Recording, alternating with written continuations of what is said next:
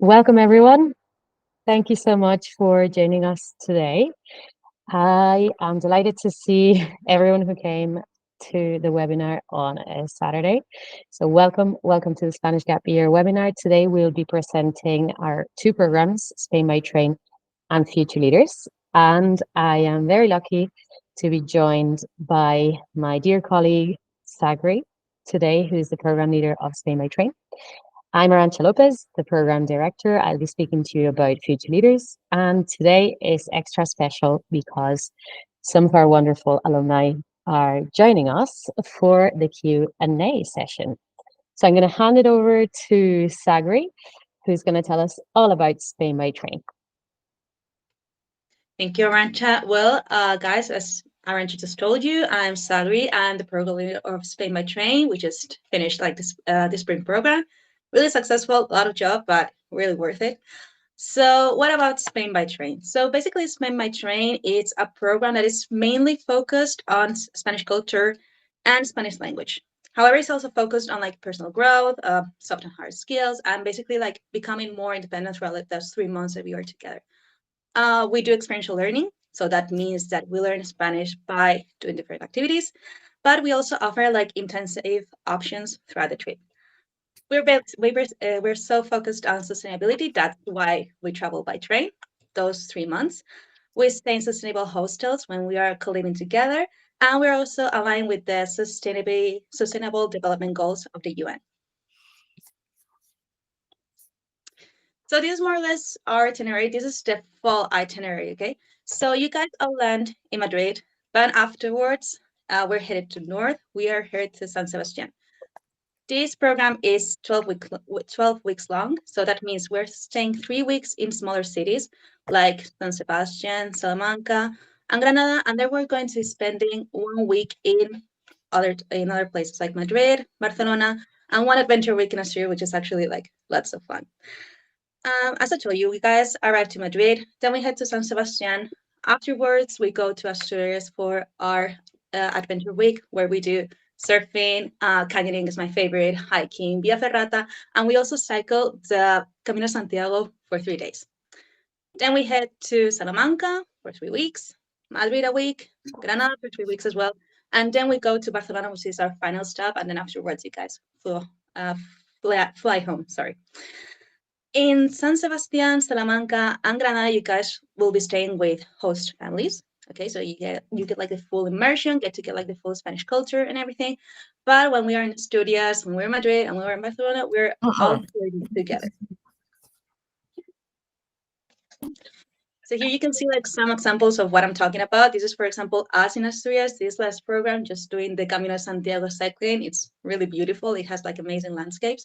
This is Granada, where we were having like a cooking class. We actually have cooking class in the 3 main cities of San Sebastian, Granada, and Salamanca. Okay, we have like a weekly cooking class, because the idea, guys, is to like teach you how to cook, how to like cook dishes for yourself, especially when you go up to college or whatever. And like it's basically Mediterranean diet, as you guys know, it's really healthy. So and then here's an example of Salamanca, where we show you like the culture. Here we're visiting the Cathedral of Salamanca with the beautiful landscapes and everything. So that's an example. Then this is San Sebastian. San Sebastian is a coastal city, so we do a lot of sports related to water, and it's really important. Here, for example, we're doing surfing, and then in Barcelona and Madrid, we basically visit the cities, but we also, like, for example, in Madrid, we have like a theater class, which is actually lots of fun. So what's more or less a week in Spain by train? So here, for example, we have like the schedule of this last program in Granada, okay? So you guys have like 6 hours of a structured program a day. So it's like well balanced with your free time in case you want, afterwards you want to do like something on your own with your peers, you want to go out to eat, whatever you guys decide. Here, for example, I'm pointing out at the one-to-one meetings, okay? We have one-to-one meetings with me just to check on you, how you guys are doing, how you guys are adjusting, you have any concerns, whatever you guys need, okay? I'm over here. And first, they will be weekly, but then as the time goes by, we just do them like every 2 weeks, more or less. Every so often, we will be doing like full day trips on Saturdays, okay? So depending when we are, we visit it like different regions. For example, when we are in San Sebastian, we go to visit France because it's so close. When we are in Salamanca, we go to visit Portugal because it's so close. Like we have the chance to visit like different countries as well. We integrate like the Spanish language and culture. So for example, here you can see these are examples of like experiential learnings. Okay, so for example, we visit like the cathedral and the Royal Chapel in Granada, and that's everything in Spanish. We tell you guys about the culture. We talk about Spanish economics and Spanish economics in Spanish, and then we go to visit different places so to example everything. So that's like the whole idea. And the cooking class I was talking you about. And here, for example, we have the SGY projects and GAPR-led activities. So we do GAPR-led activities, which is actually really important. Okay, so the whole idea is that each GAPR designs, creates, and promotes an activity they want to do, something they're passionate about. So, for example, we've had paddle games. We've had like karaoke, and recently we also had like a charcuterie board competition. It was actually lots of fun. And the idea is like to develop soft skills, like for example, communication, leadership, planification. That's like the whole deal. We, as I told you guys, we were really focused on like to self-development and self-growth. So we are really focused on hard and soft skills. So for example, hard skills, the main one are going to be budgeting, shopping, cooking, and cleaning, especially when we're all co-living together. Okay, that's the whole idea, co-living together. And navigation, so like every time we go to a new city, we do like a navigation session to how to find a map or like how to use a map and everything. We encourage you guys to use Google Maps. It's your best friend here in Spain. And Spanish language, of course. And then in terms of like soft skills, we really focused on leadership and conflict resolution. And leadership, this is, for example, like the GAPR-led activity of paddle I was telling you guys about. Communication, collaboration, peer support, and healthy socializing. So it's really important for us, all the thing related to group dynamics and decision makings, resilience, and learning when to ask for help. So this is basically Spain by train. Okay, and now I'm going to give Arancha, I'm going to let Arancha continue. If you have any questions about Spain by train, you can write those in the chat for the later Q&A. Okay, so. Thank you, Sagri, so much. So, in Sagri's last slide, she spoke about soft skills, and those don't just apply to Spain by Train. We also develop those throughout the Future Leaders program. We work a lot on leadership because, of course, we are working in teams to develop different business ideas, and there are leaders captains in each team that rotate at different times.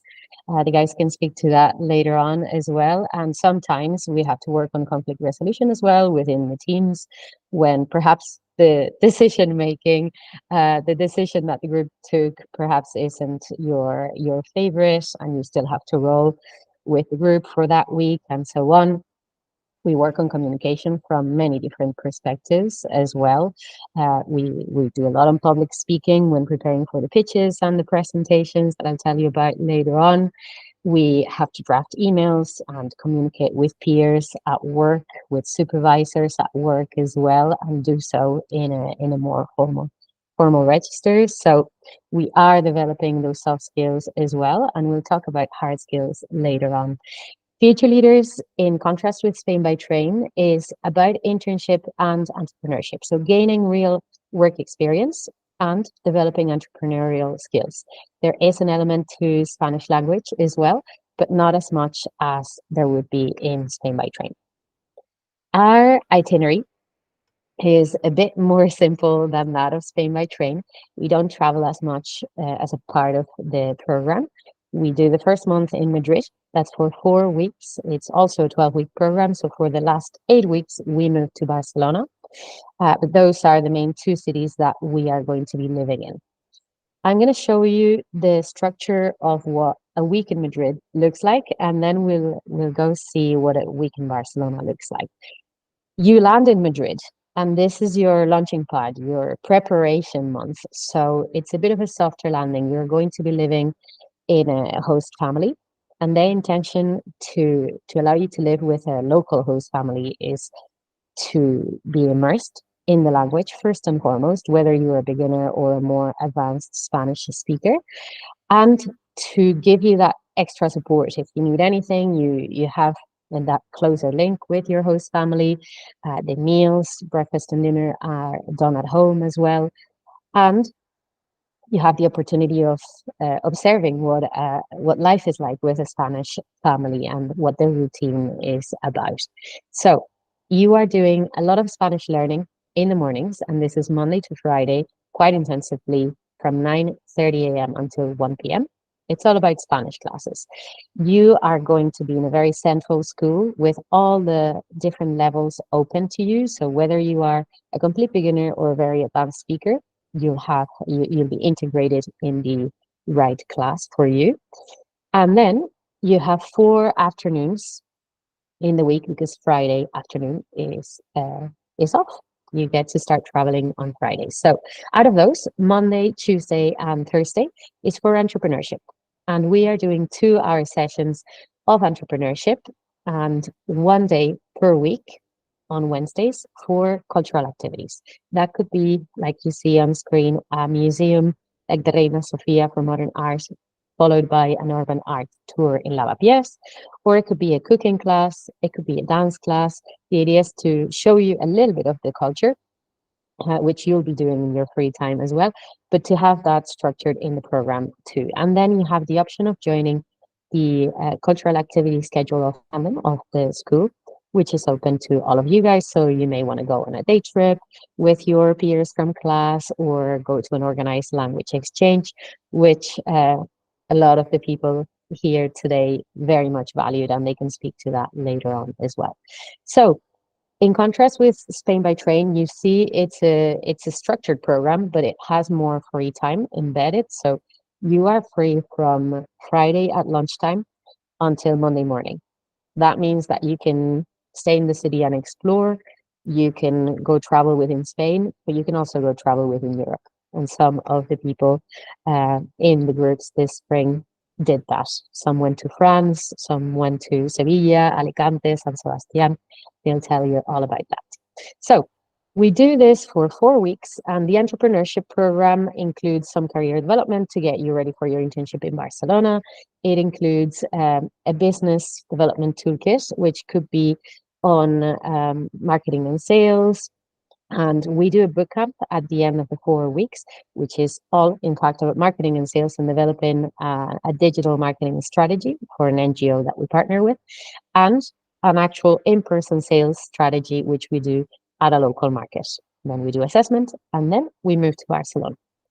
So once we arrive in Barcelona, we do a day's induction. You are settled into your dorms. So we are moving from a homestay context to a more independent living context where you are all living in the same dorm building within a university campus, but you all have your own private room and suite, and you take your meals in the common areas, in the cafeteria downstairs. Again, it's breakfast and dinner so that you have that freedom at lunchtime to eat with your colleagues and go do your own thing in the park and then return in the afternoon for the 2 hour session, entrepreneurship sessions. This again is Monday, Wednesday, and Thursday for 2 hours. So Mondays, you are with your mentors online. And on Wednesdays and Thursdays, you are in person on site with your coach, who will help you develop your business ideas and guide you in the process of how to bring them along. So Tuesdays are for Spanish. It's your longer day, if you will, because Spanish lessons are 3 hours as opposed to two. And it's a maintenance lesson, as we call it. You are no longer doing those intensive Spanish lessons as you did in Madrid because you're busy working. Some of you might be using their Spanish at work. Some of you may not if you don't have a proficient level of Spanish. But you do have that maintenance Spanish class. And we're on to Fridays once more, where you are free from lunchtime and you can continue to travel around Barcelona to Cadaqués, Costa Brava, the beautiful spots, or further afield if you wish. On to some of the highlights that Gappers mentioned in their evaluation forms. Free time was one of the things that they say they appreciated, because this spring was our pilot program for future leaders. And therefore, we started with very intensive schedules where we were doing 3-hour entrepreneurship sessions throughout the first month. And we sat down together and we spoke about whether it would be better to drop to 2-hour sessions. We agreed to try it, and it worked out really well because everyone was working just as efficiently, if not more, because they had more energy. They were simply less tired, and they had that extra hour in the day to go to the gym or meet friends or go explore a place in Barcelona that they hadn't seen before. So that was something that we have improved for programs going forward. Working with their mentors came up in absolutely every form. We work with very experienced entrepreneurs who guide the teams throughout their process, and Gappers really valued them. They're from different countries, they have different cultural backgrounds, and we think that it was a very enriching opportunity with for them all. And then, of course, the pitches that they got to do in front of a panel of entrepreneurs and investors. You see Charlie here, one of our alumni, who will be joining the Q&A later on. And tied to this, we're on to our hard skills that we developed, because another thing that everyone highly valued was the development of an international network. So from week one, we are networking and trying to make everyone aware that that is what they are doing, because when they're showing up to activities and they're participating, and they're working with mentors who are really well connected in their business world, with facilitators, with investors. When we are in Barcelona, we have some professors from international universities doing special sessions with us, and we build a LinkedIn page together, one for each of the gappers. Natalia guides them on that, so that we can start interacting on LinkedIn and doing little posts, adding everyone who works in your company where you're interning, adding your peers who might be going to the same university as yourself, adding us as a team who can connect you with previous alumni, with alumni who might already be graduating and have an extensive network in the US or abroad. So building that network from so early on seemed to be a huge asset for everyone. Charlie, I'm really sorry. Could you mute your mic? I'm so sorry. There's a little bit of noise coming in. Oh, sorry. I didn't No know it worries. was unmuted. That's my bad. No worries. Thank you so much. The main hard skill throughout entrepreneurship and internship is building up your resume, really, and getting ready for professional opportunities, as well as earning college credits if this is of interest to you. This is from an American university. And of course, developing your intercultural competence. This is not just from the cultural activities that we organize or the cultural experiences that you might have in your free time. It's also cultural localization and maybe suffering a little bit of culture shock in the homestay or in your host company, because culturally we work very differently and there are different expectations, and still learning from it and still succeeding in that.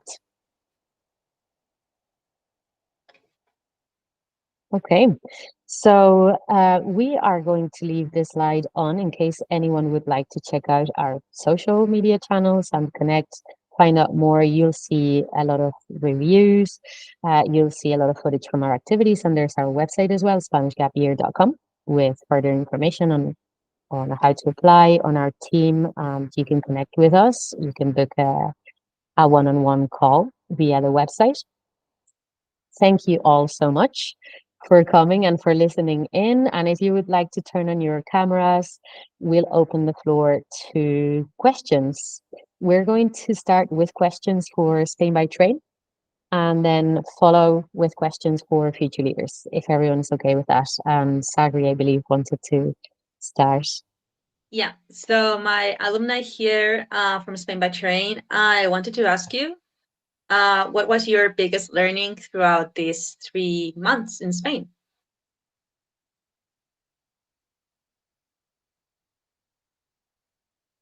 Yeah, I would say there's a whole different array of amazing skills that you learn. We learn the difference between hard skills and soft skills in both programs, but for Spain by Train, we delve into the language and culture And it's like a full immersion because when we're staying in the smaller cities, we're staying with host families, and the majority of them don't know any English. And so you're kind of forced to learn this language, and it's incredible. So I would say the biggest skills for me were definitely language, but also flexibility, friendship, because you're traveling every 2 to 3 weeks. And so you kind of have to be very flexible and easygoing and just open to anything that comes up. So I would say flexibility and adaptability are huge. But the friendships you make along the way are also amazing because you're going through great things together and some more difficult things together. And so you really get to know these people super well. Totally. Anyone else from Spain by Train who wants to say something, wants to add something to what Fiona just said?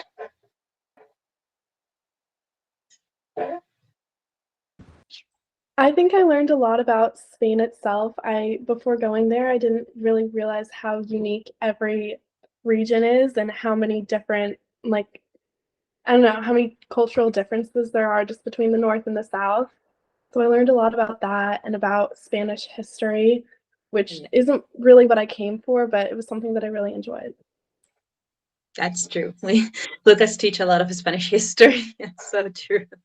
Okay, and now if anybody wants to ask any questions to our alumni about Spain by Train, floor's yours.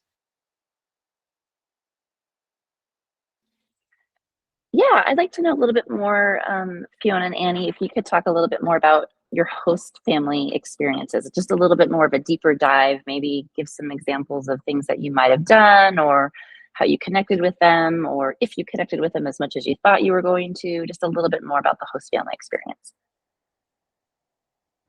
Yeah, for sure. For me, so you have 3 different host families, one in Granada, one in Salamanca, and then one in San Sebastian.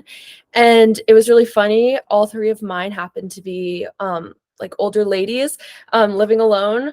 But they were so kind, so welcoming. I think it's a great experience because they cook for you and they just want to open their homes to you. I know a few other people in the program had families with kids and with animals, so it's different for everybody. But personally, it was amazing to feel so welcomed into their home. Yeah, I'd like I just would to add. say, you go. Sorry. Oh yeah, just different. My host families were much younger, young families, and my last one actually had 2 very young twins. So it was definitely a very different experience. It was nice. You got to interact, help take care of like the kids, and you also got to they would ask me to play board games all the time and soccer and just other random stuff. So it was a great time to just really learn the culture and go through the daily young household activities and get to see it firsthand. I would say I had a more similar experience to Fiona. My first host family was a single mother and her daughter who was my age. So that was really great. She was able to introduce us to all her friends and she knew all the fun places to go. So that was great. And then my second one was a mother, an older grandmother, I guess. And she was really welcoming. She took me and one of my friends to a fashion show that I would have never known about had it not been for her. And I got to have a really cool experience. And then my last one was also a single mother. And yeah, both of them were just so warm and welcoming and always wanting to make sure you had the best experience possible, recommending places to go and new activities. Thank you, that helps.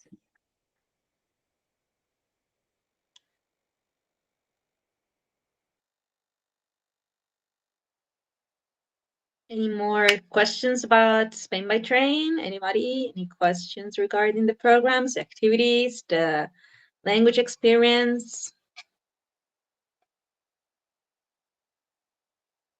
Yeah, you could speak a little bit more about the language. You know, everyone's coming in, I'm assuming, at different levels of their Spanish proficiency. And with Spain by Train, with the group size, was it more one-on-one tutoring if everyone had different levels, or was it more of a group experience? How did you navigate the different levels of proficiency with the classes? Yeah, you're completely right in that in the group, everybody kind of came in at a completely different skill level. But it depended on where we were. So when we were in Granada, we got the choice between experiential learning and intensive learning, and all of us wanted to do experiential. So basically, we were split into smaller groups just in our program, just the 6 of us, into 3 different levels of Spanish or 2 different levels of Spanish. And Sagri taught one group, and we had a lovely teacher, Juan Luis, who taught the other group. And so basically how it worked was we would do like sit down, more specific, like Spanish history and Spanish language, and then we would actually go out into the city and see the things we were learning about in the history. In Salamanca and San Sebastian, we did intensive learning. So we actually worked with another school that has students from all over the world. And so that was also a really cool experience, getting to meet people from all different ages and from all over the world to learn Spanish. So a little bit different.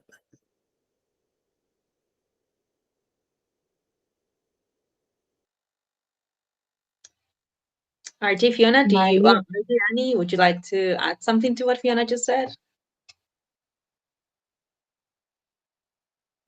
I can Yeah, add sure. in, our group had a very different like ends of the spectrum. One of my friends came in and he had never spoken Spanish before, like no high school classes, no knowledge of Spanish. And then other people spoke really well. There was people in between. And it really worked out for everybody. I know the kid who didn't speak any Spanish learned a lot. It was really motivated. He went home and continued speaking Spanish. But everyone was divided up really well, and you never felt like a class was too hard or too easy.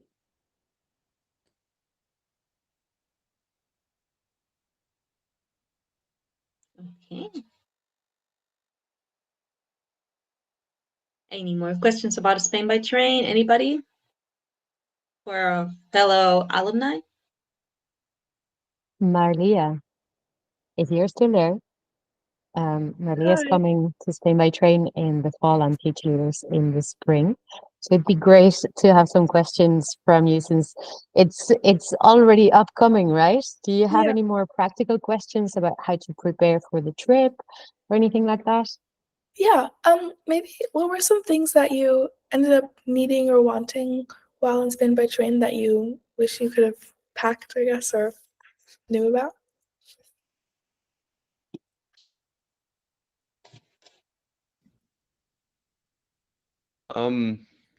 I guess the like probably the one of the more important things to pack, which is like you didn't think you needed was, or for me, I thought the most important thing was an umbrella, which I didn't pack, which I ended up buying because it rained a lot, and it was definitely came in handy to have an umbrella to keep me dry.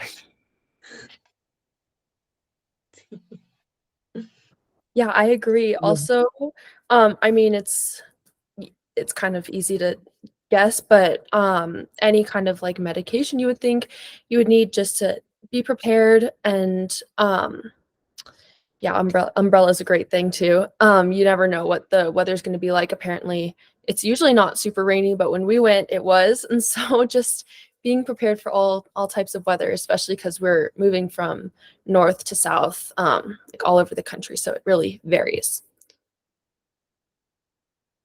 And to add to that, if I could, yes, absolutely, Marlia, especially the north can be quite rainy. You can always buy an umbrella when you're over here if it doesn't fit in your suitcase. And with medication, Fiona's right. It's best to bring your own. We explain all of that in the checklist that we will send and the handbook. But to have your own is good. Then you can always go to the doctor, get a prescription, go to the pharmacy. But the medications might have a different name or a different brand, and you might feel more comfortable with something that you already know from home. Mm-hmm. Annie, would you like to add? Oops, sorry. Sorry. I would add in that like a really good suitcase, or luggage that you know everything is gonna fit in. I think it's so much better. For me, I had like 2 suitcases and I could fit everything very comfortably in. I think that was a lot better than some people who were stuffing everything into one suitcase. Some people they're broke, like the wheels broke or it just completely broke because it couldn't fit everything in. So really good luggage. And if you overpack, 2 instead of 1.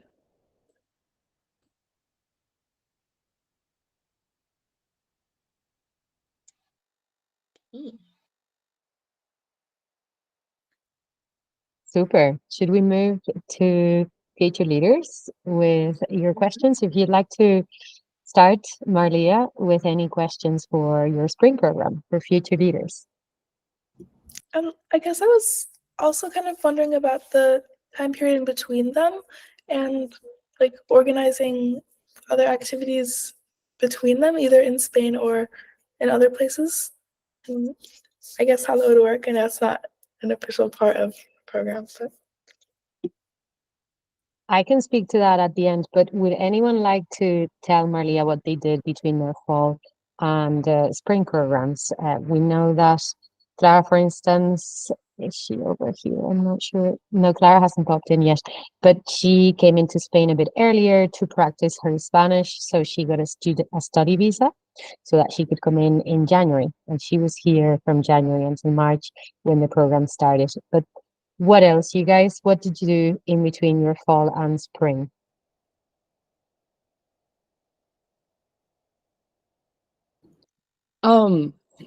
Sorry, my dog and dad just came back. Wait, I'm on Zoom calling. Between my no, it's okay, but it's recorded. You're okay, Kylie. Yeah, between my fall and spring program, I know a lot of people on the program ended up going and traveling in between because they had a visa that allowed them to do that, or maybe they just went somewhere outside of Europe, like to somewhere in Latin America, or some people I think also did like other internship programs in between. For me personally, I worked in between, and I know that a couple other people probably did that as well. So it kind of varied throughout.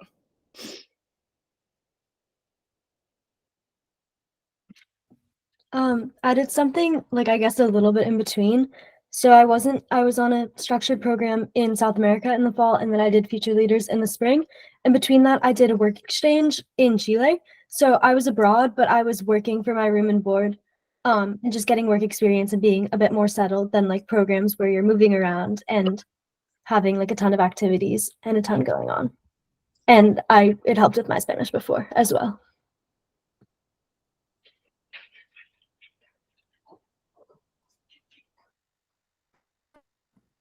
Yeah, I was pretty similar. I also did another program in the fall, and then I had about 3 months between the programs, so I just pretty much worked and helped around the house.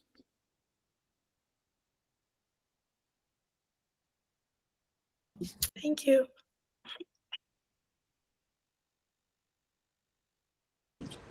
Between my fall and spring, I went to London with friends I had made from Spain by train. One of them lived in London, so we all went there. And there's like the 90 days Europe visa for traveling, and England and Great Britain is the exception. So we were able to go to London and extend our 90 days in Europe. And that was really fun to continue with the group, but not be on the program.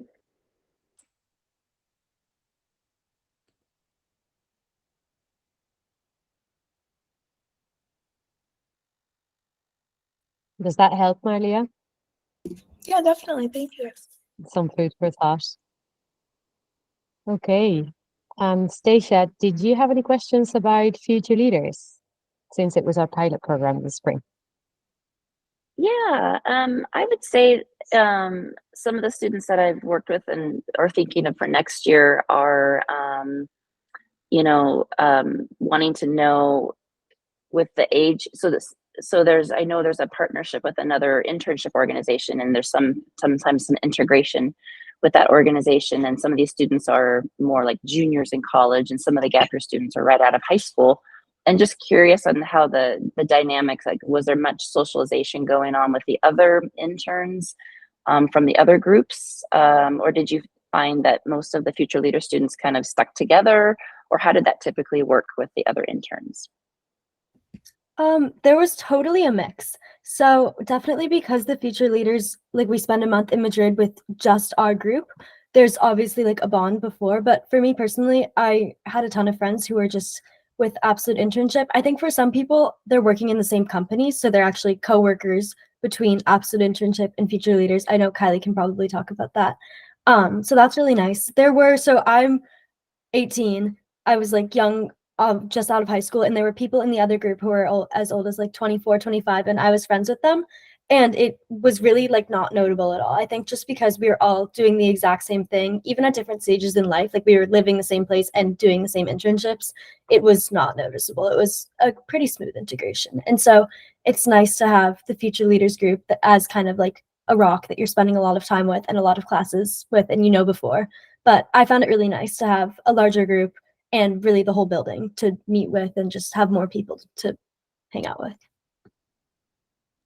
Yeah, and Owen and Ollie aren't here today, but they are in college already. So there were three people who were already in college within the Future Leaders group.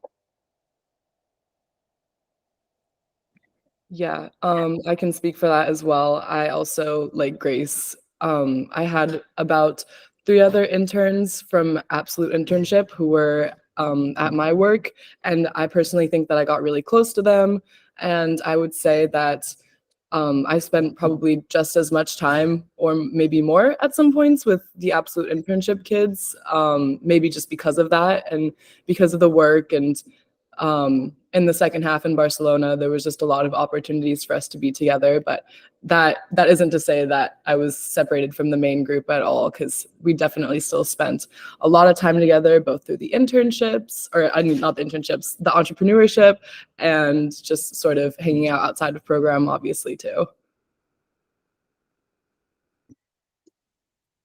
That's helpful. Did you find on the weekends, did you find yourself traveling more within Spain, or did many students decide to go outside of Spain on the weekends and travel? Many students definitely decided to go outside of Spain. I personally didn't. I stayed within Spain just because originally that was my plan, to travel outside of Spain, but then I ended up feeling like there was so much to see in Spain that I didn't want to pass any of that up.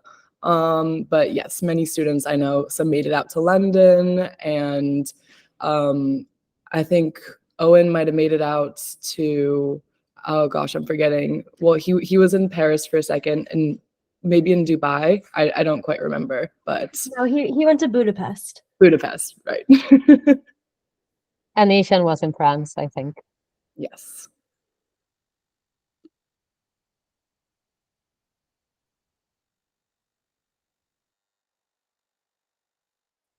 Marlia, do you have an idea of what industry you'd like to intern in? Oh yeah. I was thinking about something in politics or law or business or journalism. I know it's more difficult for law and politics, so I was thinking business or journalism instead. But I also had kind of a question. It's not that important, but about because you're living in the dorms at the University of Granada, I think. So do you interact with any of the students there? How does that work? Or is it like a separate kind of hall, I guess? Sorry, I'll pick. Yeah, it's the University of Barcelona. And that's right? In Aleu, you were living with students from the university. Yeah, I actually loved that part. I met a bunch of girls who went to the University of Barcelona, and I would have dinner with them sometimes and like hang out with them occasionally, usually speaking Spanish. Almost all of them spoke English too, so like you shouldn't feel that you're not able to make friends in like who are at university in that city if you don't speak good Spanish. But for me, it was a really good low stakes opportunity to practice. And they were just so nice and friendly. And I just really liked meeting like a broader circle of people. So it's totally possible, super easy. At least I know also in the building that we lived in, there were people who were like event organizers. And so they would do like organized nights out or activities organized by the building or the students for like the entire residence. So there were bonding activities that make it super easy to all meet each other. Thank you. And can one of you guys, I'm not sure if Charlie's back, I think he is.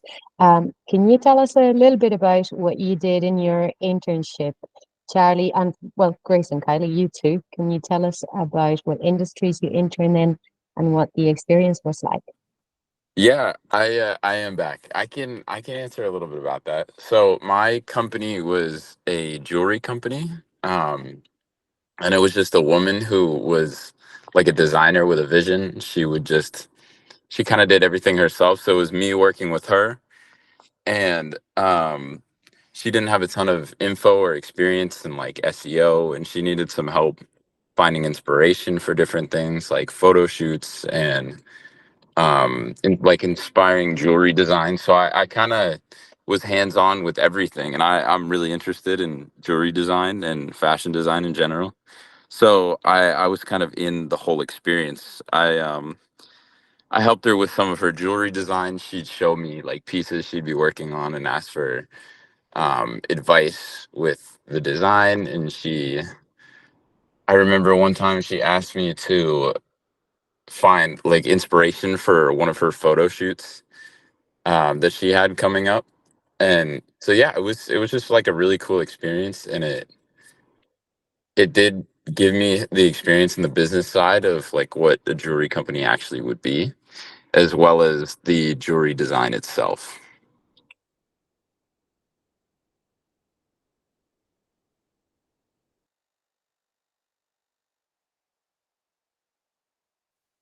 Thank you, Charlie. Grace, Kylie? I worked in sustainability. My internship was actually with a very, very small company and organization, which I loved. So it was called Zero Waste Barcelona. I worked directly under the founder because they really only had a group of about 5 people. And so they ran workshops and different classes and hands-on activities for people, basically just the Barcelona community, to live a more sustainable lifestyle. And they were also very focused on making their workshops accessible to people with disabilities, which was super cool. And I'd been involved in sustainability stuff during high school. It's what I plan to study in college, so I'm really interested in it. But doing it in a different country, in a different language, I learned just so much about like different policy in different countries and all of it on a global level. I loved it. It was really helpful. So I also technically worked for a sustainability-based company.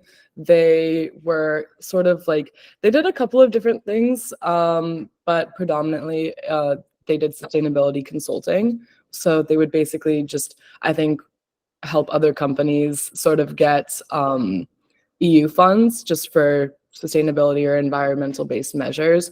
I wasn't really involved in that process because, quite frankly, my Spanish wasn't good enough to keep up with some of the companies that they were talking to. But where I helped was sort of, they also had sort of like an online journal or magazine that they would post new environmental related content to, or like new updates. I know I like remember posting articles about like new forms of energy being used, or sort of just like general like health information. So for a lot of time there, my job was sort of social media management. I was posting, they were definitely a smaller company. I was posting to their TikTok and Instagram sort of about events they're going to, and also just the articles that they have on their magazine. I know that there was a couple of like conferences / conventions related to sustainability in Barcelona that I would be brought along to on some of my work days. And we would take videos or pictures and sort of just like listen along, and then conduct interviews afterwards with some of the members of those like conferences. And we would towards the end, I sort of got switched off of social media, and I was working, it was sort of like a paper that was going to be published on their magazine relating to urban mobility in Barcelona. And I know some of my other interns, their entire time were actually working on papers there rather than working on sustainability. So it sort of changed based on, you know, what you sort of wanted to pitch in on or what you had interest in. They were kind of sort of able to swap things around. Thank you so much, you guys. Thank you. Any questions from you guys on the business side of things, entrepreneurship, or to wrap it up, in general, Spain by Train, future leaders, all together?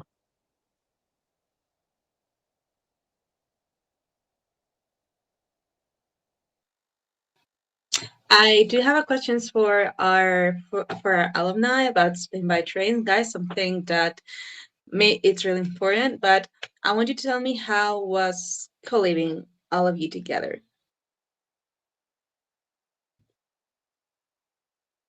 Yeah, it was definitely a different experience than personally I've ever had. But if you've ever done like summer camp, staying like with a group of people, that's great to have beforehand. But I think personally for our group, it was a really good dynamic. You just have to become more aware of how you live and how to advocate for yourself in a way that is polite and respectful of others. I think it's a really great experience to have before going into college because oftentimes you will be co-living with other people. So I think it's a great experience. Great. Annie, RJ, you want to share your thoughts? Yeah, sorry, RJ. I agree with Fiona completely. Yeah, it's like probably the best way to get to know everyone in your group because you're with them basically all day, every day. You live with them, and it really helps you work with problem management because when you're with someone all day, you can't be mad at them. And there's like, you get tired and people get agitated at times, but you really get to know each other and you really end up bonding just from all the co-living. Mm-hmm. Okay. Annie, how about you? I would say, yeah, co-living was definitely one of the highlights of my experience. I loved when we were all in a hostel together, talking. Like on our last week in Barcelona, every person was in one room, and that was one of like the funnest parts of the trip. So I think co-living was really good. There could definitely be challenges, but I really couldn't think of any for us. Yeah. That's true.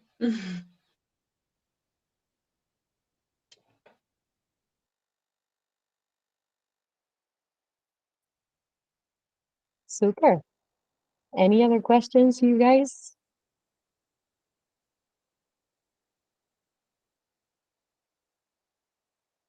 Just know that if questions aren't coming to mind now, but we hang up and you remember something, or in a couple of days you do have questions, you can email us on info@spanishgapyear.com.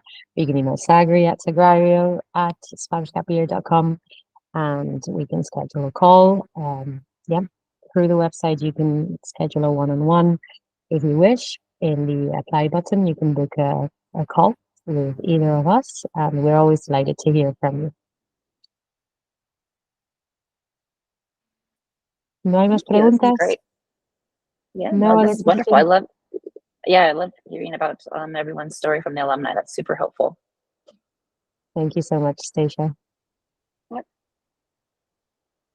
Well, in that case, thank you all so much for coming. Thank you truly. We really appreciate your time on a Saturday, and we hope to see you all very soon.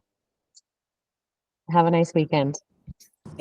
Thank you so much. Have a good weekend. Cheers. Thank you. See you Thank you. soon. Bye. Bye.